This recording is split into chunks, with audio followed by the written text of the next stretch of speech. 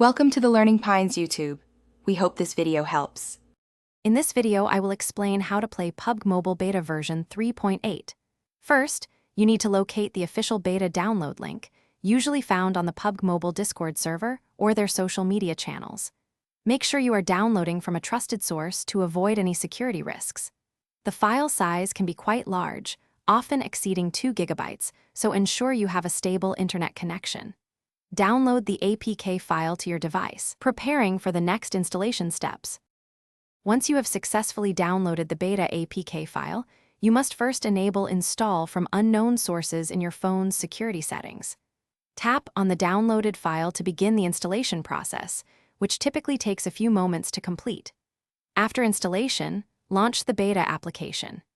You will then be prompted to log in using an existing beta account or create a new one, perhaps through a quick sign-up process. Ensure you remember your login details for future access.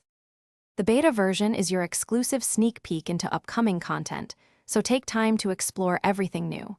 Look for fresh game modes, redesigned maps, or even entirely new weapon mechanics that might be introduced. Try out different settings and adjust your gameplay style to see how the new features integrate.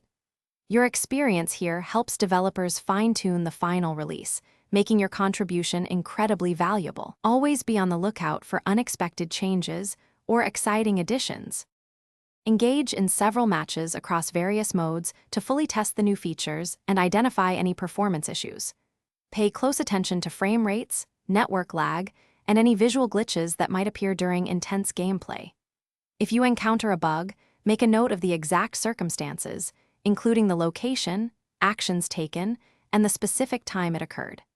Screenshots or screen recordings are incredibly helpful for reporting these issues effectively. Your detailed observations are crucial for refinement.